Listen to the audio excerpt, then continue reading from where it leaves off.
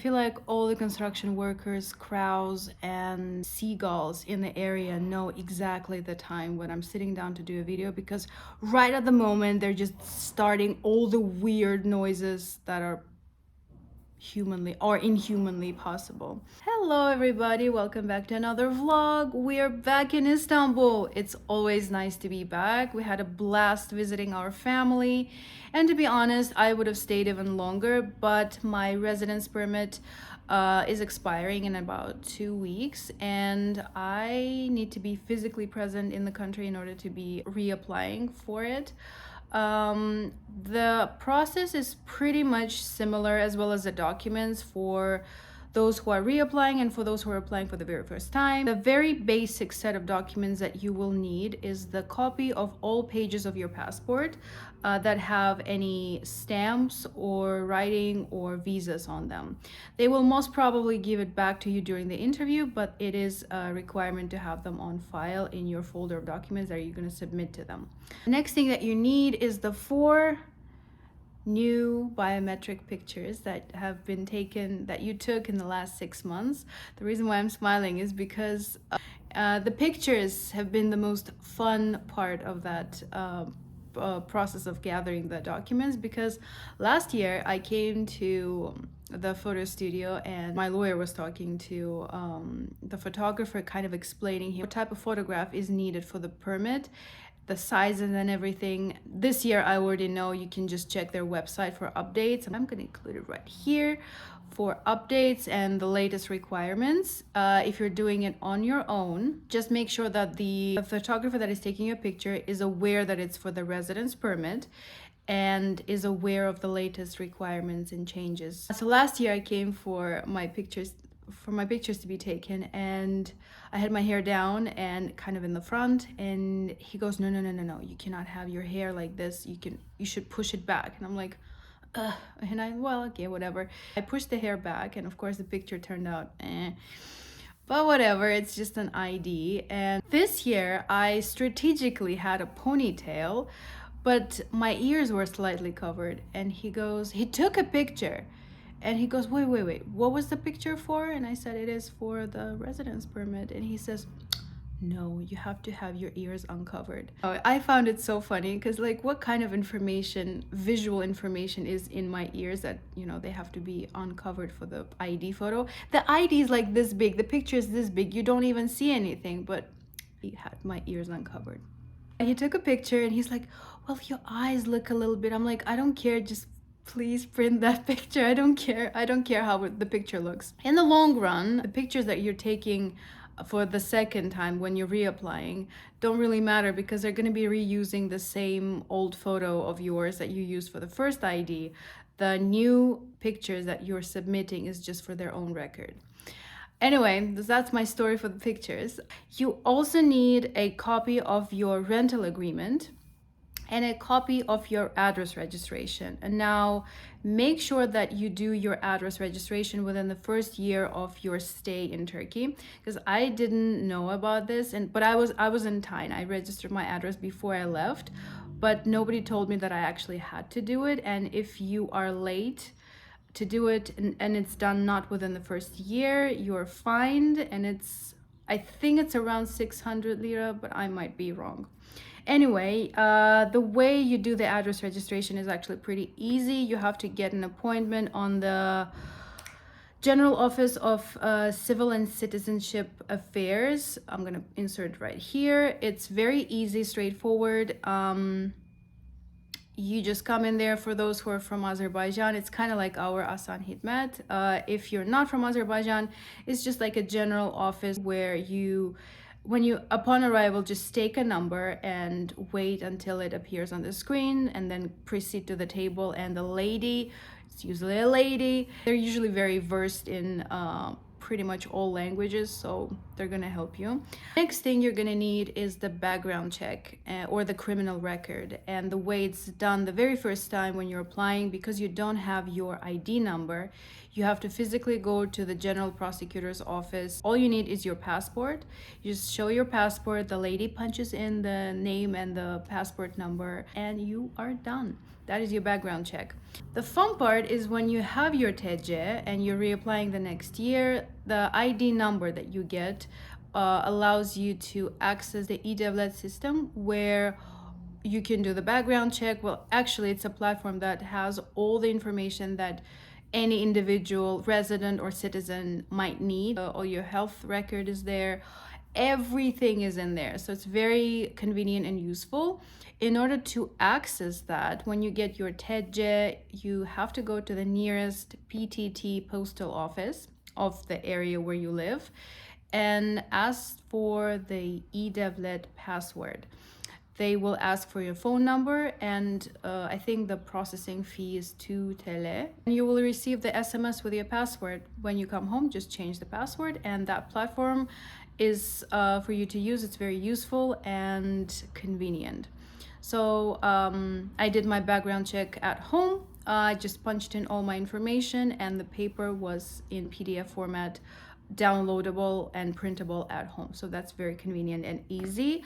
The next thing you're gonna need is your insurance, which is something that you need to think about when you first become an expat and move to a new country, because let's face it, we all get sick and pandemic is not over. So yeah, just make sure that you're covered and you have the insurance.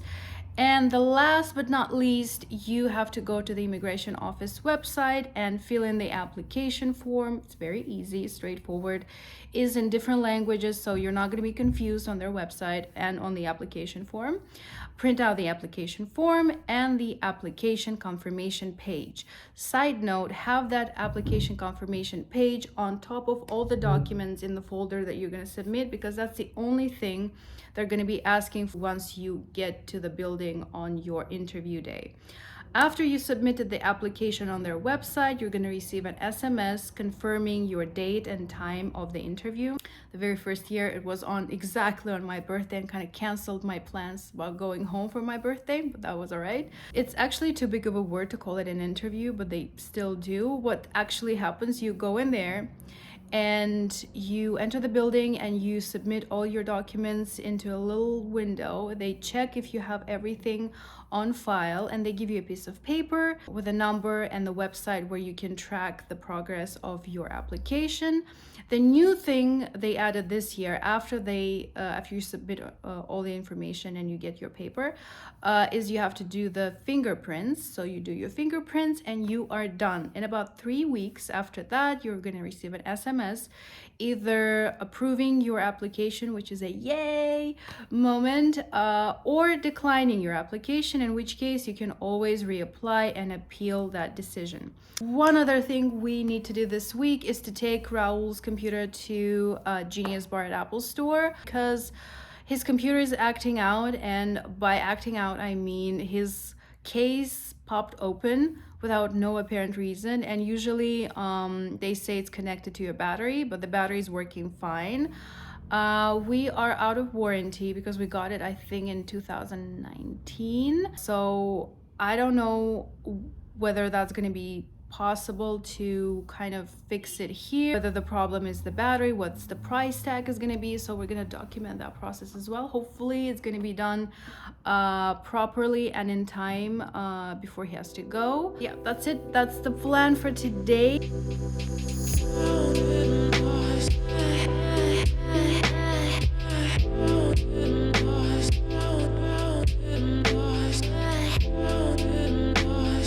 We're approaching Apple Store.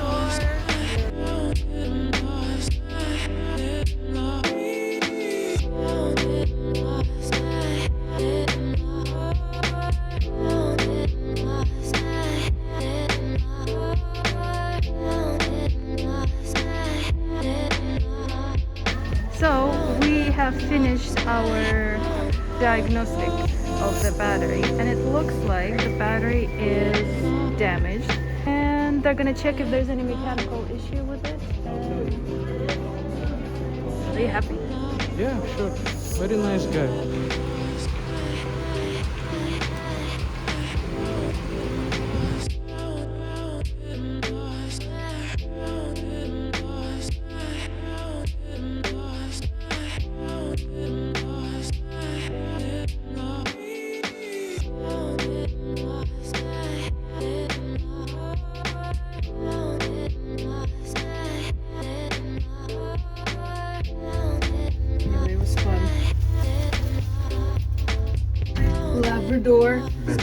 Happy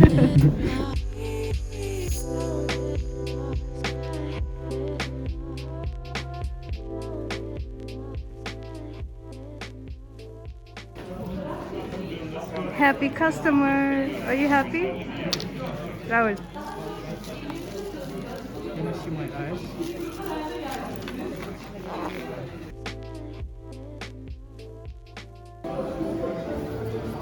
Some photographs are taken and other Okay, let's photographs go. are made. And Ready to go? how do you want to present yourself? Yeah, let's go.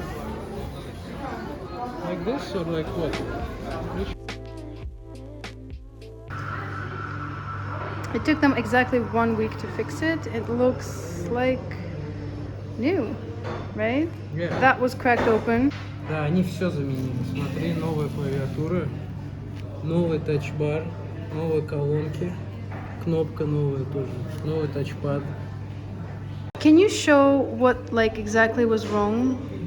So, some of the viewers of our beautiful blog would be aware of the issue that some devices have, such as it's called the swollen battery issue. Battery just increases in size by itself, Yep. and because it increases in size, it pushes the part of your computer and creates a bump. I had a bump right here. So the battery is located here. It expanded Yeah. and it cracked open the case. Yeah, like over here, the case was just opened, and you could see the battery, right? Yeah. Anyway, so they took it in and they said that they're gonna check if it was a mechanical damage, water damage, or whatever. They checked and said it was just the battery, and that was covered by. They determined that was a quality control issue. $800. So yeah, like the thing is, originally this repair would have cost like around $800 because they don't just change your battery, they change the touchpad, the top case, and everything. And that makes sense why it would cost this much. But they had an issue with this type of Mac. Like, what's that 15-inch? What's the year of that MacBook? 2019. 2019. So yeah, it was pretty good service in terms of time because we took it only 1 week ago, Exactly 1 week. and you could track it on Apple support. You can actually track the. You just need to log in with the email that you used when you made the appointment with the Apple Store. Yep. You just go to my support, apple.com, you log in, and it will show all the repairs that are currently going on. Like today, this morning, Raul checked, and it was that the computer was ready for pickup. No, they're doing the final checks or something, and then Final quality check. after lunch, we got a phone call, and they said you can pick it up. It's ready. Presentation. But we got in, and the staff there is very useful, and I think it's like Apple service thing. And anyway, we were just very satisfied and happy, and our computer got fixed for free and very fast. And yeah.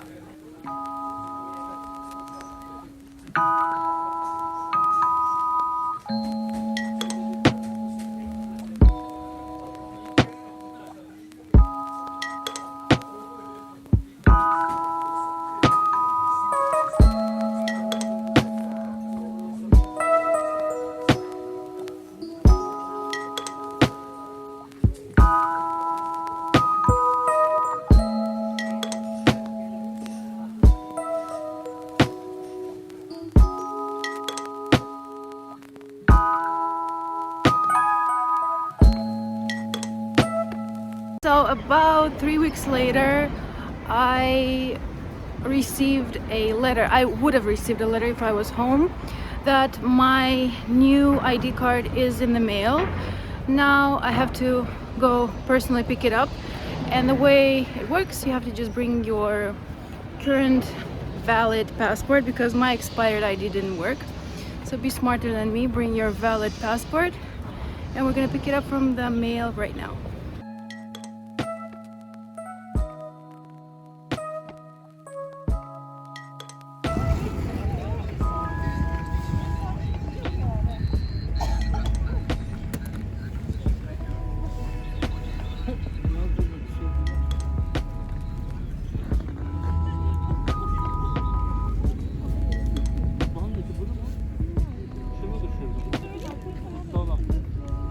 Really?